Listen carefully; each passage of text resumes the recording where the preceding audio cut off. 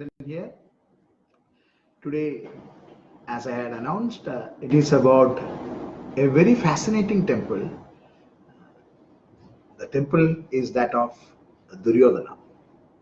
Actually, this is the temple which an accidental visit there prompted me or motivated me to write the Ajaya series, Ajaya Roll of the Dice and Rise of Kali.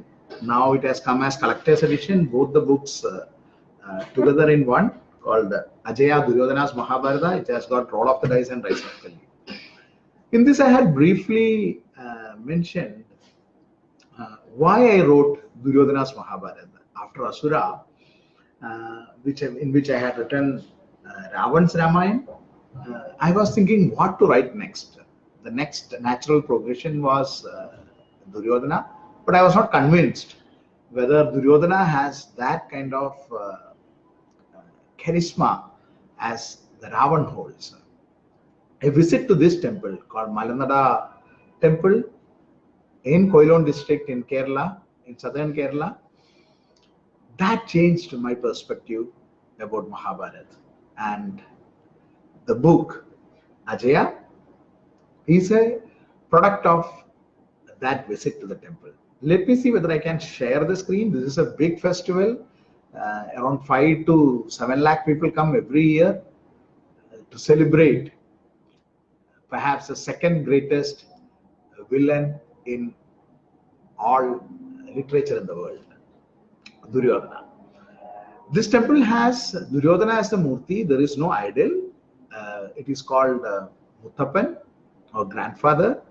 This temple in Malanada in Koilon district, it has got as other Upamurtis, what you call the other sub deities, as Ashwatthama. There is a Shagini temple nearby. So it's a very fascinating place. It's a subaltern view of Mahabharata. Mahabharata, as you know, if Ramayana is more than 300 versions, Mahabharata it is more than 1200 versions in the last count. And still we are getting fragments of Mahabharata which are having lots of differences between what is supposed to be the so-called original Mahabharata. There is between the South Indian version and the North Indian version of Mahabharata. When I say South Indian version, it's in quotation because there are many South Indian versions in all 4 or 5 languages of South, including Tulu, which doesn't have a script, but it has a rich oral tradition. There are fragments of stories of Mahabharata, and even when we take the complete Mahabharata in Malayalam, Tamil, Telugu, various folk versions and other, and if we form a subset of it, and when we compare it with the various North Indian Mahabharatas, there is a difference of 27,000 slokas on an average, which is more than the length of Ramayana itself. So you can understand the kind of diversity in Mahabharata. So when I was writing Ajaya, I was getting the fragments of the various Mahabharata when I was researching for Asura. So all those research materials I used for Ajaya to knit together a coherent narrative is what I hope, a coherent narrative where I told the story entirely from the Kaurava side.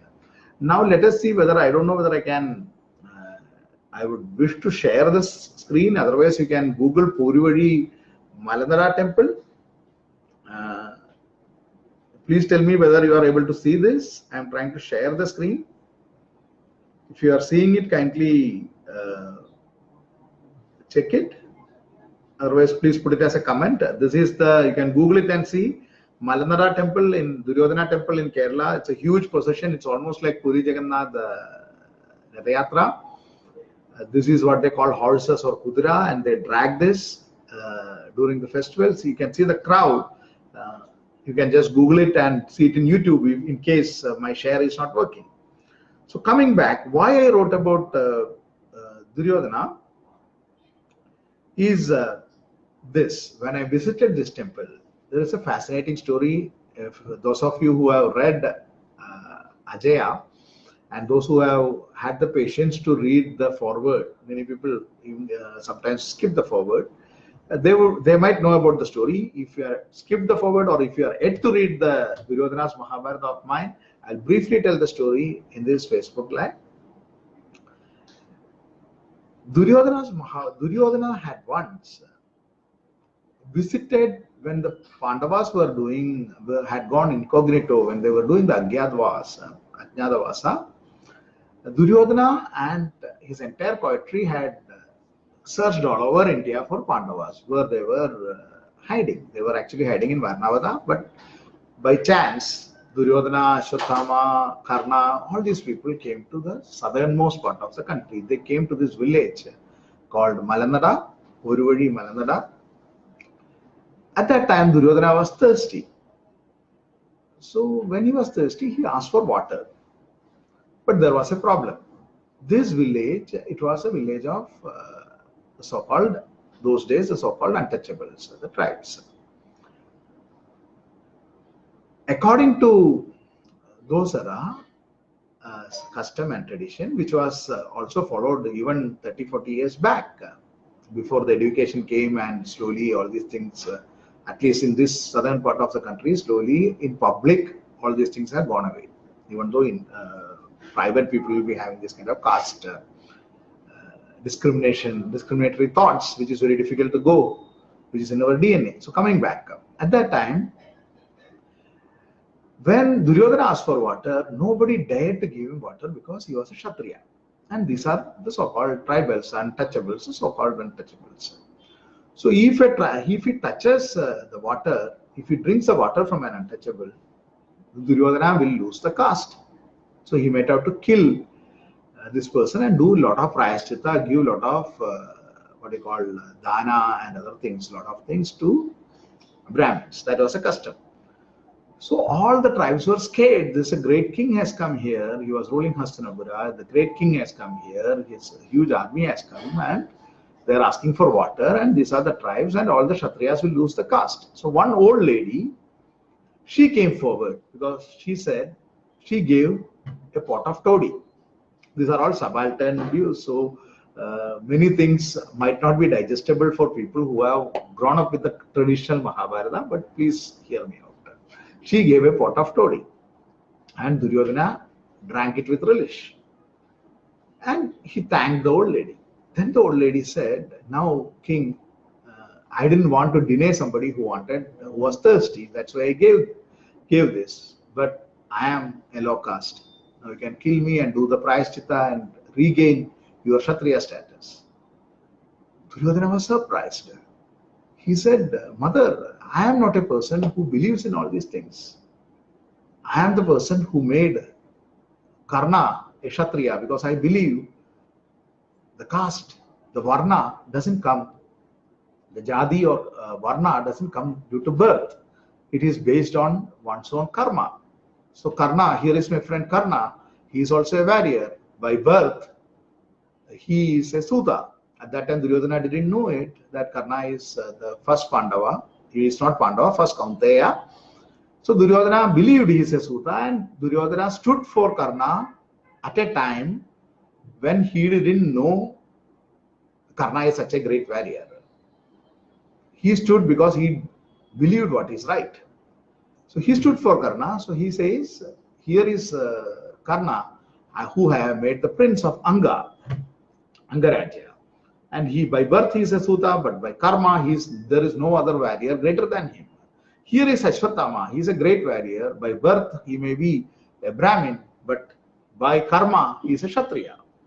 So now, when you are giving me, I don't believe in this. You are a person you are a noble person who put your own, somebody else's thirst more than your life. You thought that I'll be killing you, I'll be punishing you, but I am not going to do any such thing. Actually, I respect you. And he falls on her feet. This was a revelation to the people who have always been discriminated against. So they said, nobody has talked so kindly to us so far. So we want to make a temple of you. You are our God.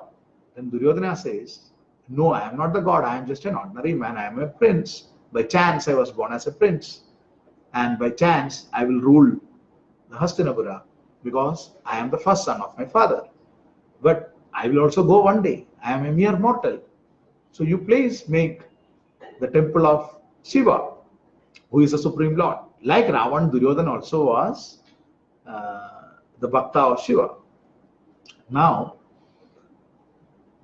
these people made they didn't listen to Duryodhana. They said they are going to make that of Shiva, but there is no Murti. There is no idol there. When they are praying even to Shiva, they are thinking they are praying to Duryodhana. So it is called the Duryodhana temple. How it turned to Duryodhana temple, I have put it as an afterword in my Ajaya book. It's a big story. But even now, after maybe 2000 or 3000 years, these are all myths and beliefs. People believe here was a prince who had come and who had never discriminated based on any religion, based on the caste, based on their economic status. He had treated everyone as one. So for us, he is the God. And there is no idol. It's a Sankalpa Murti. They think Duryodhana is there and all his friends are there. So nearby other temples are there as Ubhamurtis and other things. And the temple entry proclamation in Kerala happened in 1936 when the king of Travancore, for the first time in India, allowed all Hindus, irrespective of the caste, to go and pray in temples. But even in Malanada temple, even before that, all people of all castes used to come to pray to their god called Duryodhana. So this is the fascinating story of Duryodhana temple. I'll come up with other stories of various this kind of curious temples of India. These are all a kind of rebellion against the typical Brahminical view of the religion. That's what in the previous Facebook Live I said, Hinduism is much bigger than Vedas. Hinduism is a way of life, and it is actually the non-Vedic gods, which the tribal gods, which got assimilated to the mainstream Hinduism, is what the Hinduism is now known about.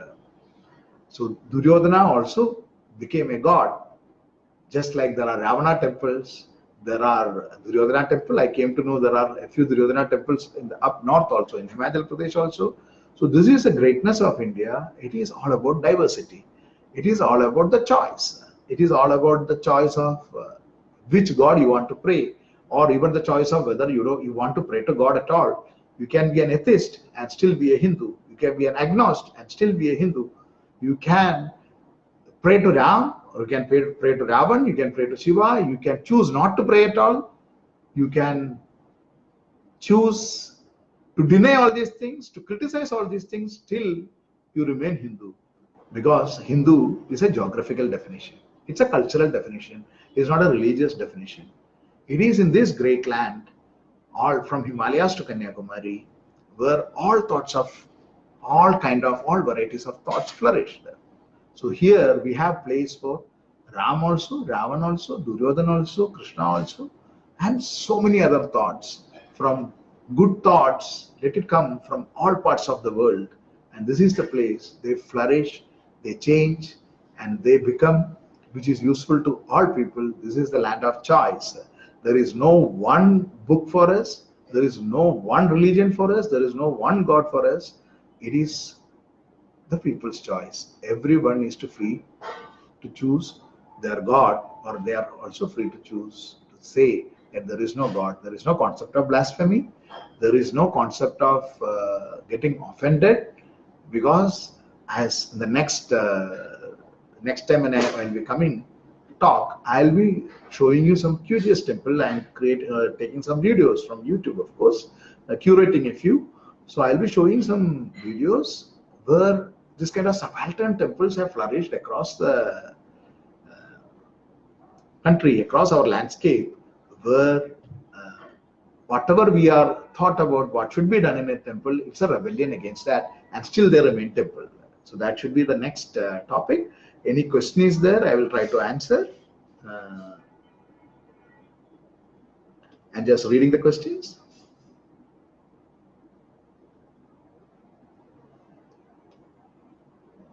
Okay. Formless Duryodhana temple.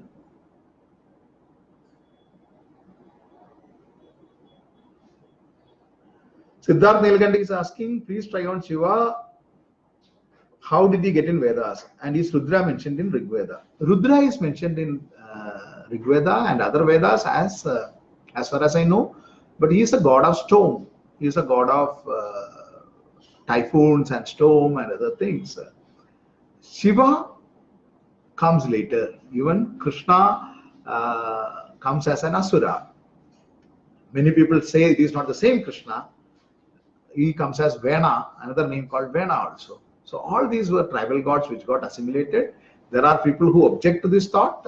I respect their views, but most of the people who have done research on this are very sure that the gods which we usually pray now, most of the people pray, like Shiva, Ganesha, Krishna, and all, are non-Vedic gods.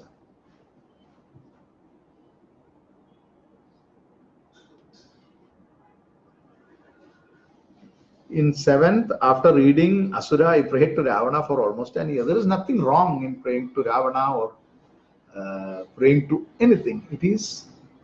That is why it is called Ishta Devata. It is your choice, what you like. It doesn't matter in what form you pray. It is for yourself, you are doing it. It is not, there is no instruction book saying that you have to pray only to this. There is not there. It is your choice. So there is nothing wrong in praying to Ravana or Ram or Krishna or Kamsa even. It doesn't matter.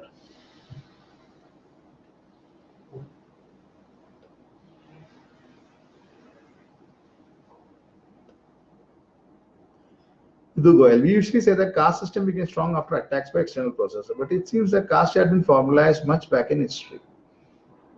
Caste system in Mahabharata itself, even in Ramayana itself, there are a lot of reference for caste system. It became rigid as it went through. And one thing what we have to be careful when we are analyzing this, lot of additions have happened. So in Ramayana, like the Shambhuga story might have been added by certain people who wanted to show that even Ram was against Vedas, Shudras learning Vedas. So it might be added. It comes in Uttar Ramayana. Even in Ramayana, there is a reference of Buddha. So that clearly shows it has been added because Ramayana happened much before Buddha. But in a conversation where Ram talks to Jabali, the atheist guru, atheist minister and a sannyasi in Dasharath's ministry, he tries to dissuade Ram from going to the forest. He says that what is the use? Your father had given a word, you didn't give any word. Actually, all the people here, they want you to be the king. Why are you going against the people's wishes? You tell to your father that you will not go to the forest and you will rule here. Jabali advises Ram. Ram gets angry, and in Ramayana, even in Valmiki Ramayana, it comes that Ram says to Jabali, you are a Buddhist. People interpret saying that no, it doesn't mean that, but it's very clear. He says you are a Buddhist and people like you, Buddhists and atheists like you, should be thrown away from this country. It's shocking to read that. But it is very clearly because he doesn't behave to anyone after that like this or before that like that. So it is added things by people who wanted to use Ram for their political gain. So those days also people used to use Ram for their political gain. Lord Ram for their political gain. So surprisingly, Buddha, who lived in 6th century, he finds mention in Ramayana, which would have written much before. So these are all additions. So when we say the caste system was rigid, when the attacks happened, that time also people were writing Puranas. People were rewriting Puranas. Like some Puranas were as late as 17th century, people were writing Puranas, adding to various things in Purana. Bhavishya Purana, they say, was written in Mughal period. Many scholars say that. So all what all were there during that social ills, they all find mention in this Ramayana and Mahabharata, because it is not one book which was written and which never changed. They keep on getting changed. They kept on getting revised. That is why we find this confusion.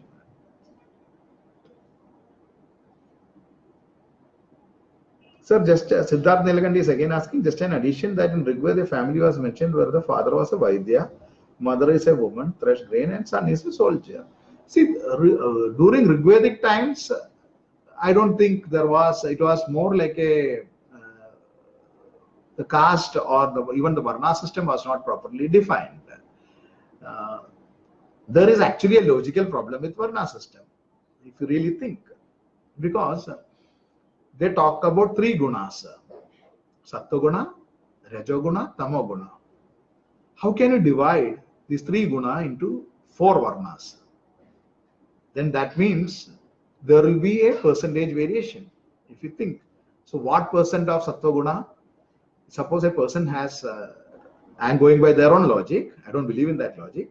They say a person has Sattva-guna. Sattva-guna means the so-called Brahminical qualities, not as a caste, I am talking about quality. In the original Varna definition, where you are calm, you are peaceful, you are a learner, and there are around almost 64 qualities, they say. So you are that, and Rajoguna is a Kshatriya-like quality, where you are brave, you are generous, like a king-like quality. And Tamoguna is the negative qualities. You get angry fast, you get jealous, all those things. So these are the three gunas. But you are talking about four varnas. So how will you divide 3 by 4 without getting a fraction? So somebody, how will you know somebody has 20% Sattva-guna, 30% Rajo-guna, and 50% Tamo-guna? Then he becomes a Shudra, is what the logic goes. Because that is the highest. But how do you measure that? You don't have a meter to measure that or any method to measure that. So naturally it will descend to the caste system based on the birth, because that is the easiest way if you want to grade people. So this 3 gunas divided by 4 itself becomes a base for division into multiple caste system. So there is no point in telling Varna is not Jadi. Varna, it might have started as a random division, but immediately after that it would have descended into various Jadis, because you cannot divide 3 by 4, 3 gunas into 4 Varnas without having the percentages, because it will not form a proper fraction. It becomes a fraction actually.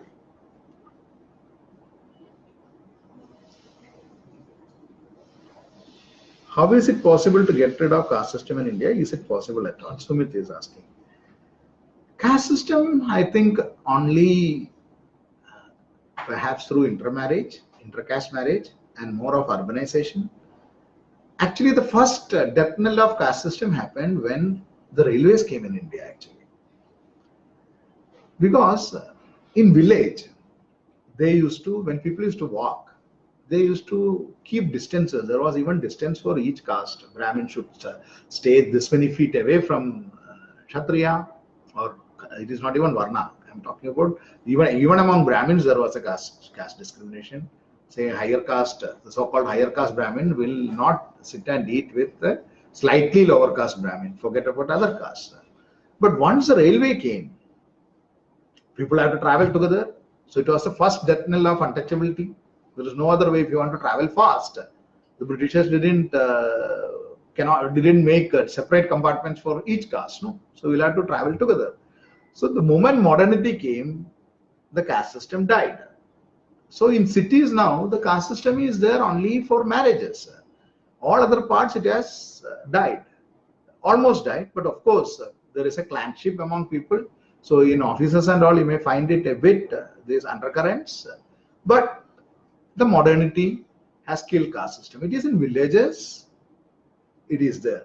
People have very nostalgic notions about various villages. Unless the village has got education and that has come out, if it is a rural village, it is a backward village, I don't think villages are the so-called nostalgic heaven for the so-called lower caste to live. It is only for the upper caste people. It is very nostalgic to go to a village because they feel privileged. If it is a very backward village I am talking about, if it is already educated and all these things have slowly died down, or at least they have gone underground. That's I will say frankly. I will not say it just totally died down. So as modernity goes, modernity keeps on growing. More and more marriages happen, love marriages and intercaste marriages happen. Slowly, this will die down.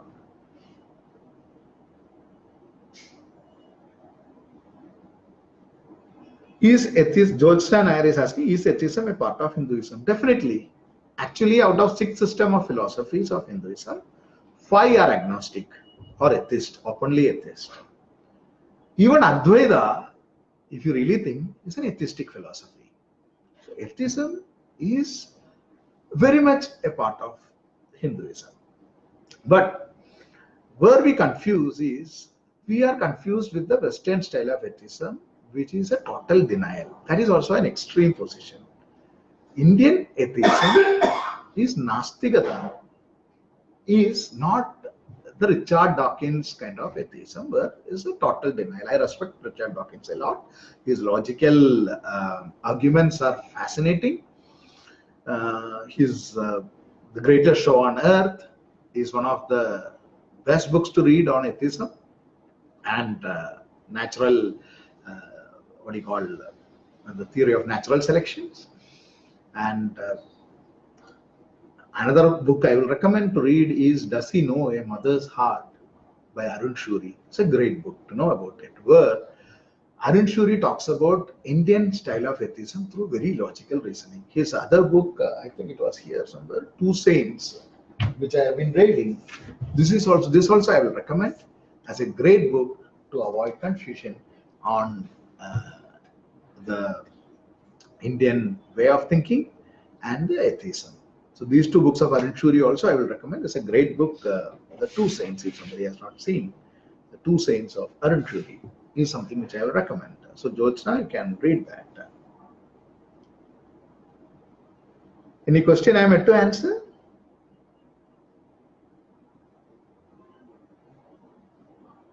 So any other question I will try to answer. I think it's time for winding this up. Any other question I will answer next time, or there are so many questions which I will answer in the comment section. So thank you very much for watching this. This will be available in YouTube also. I have started a channel, YouTube channel, where all my speeches are collated. Not only the speeches, Facebook Lives and various programs, various literature festival I attended, all the videos I have collected in my YouTube channel. So kindly subscribe to that in case you want to listen to me more. So that's all. Thank you, folks, and good night. Friday I'll be coming back with a folk story, nothing to do with current affairs. Signing off, Anand. Thank you.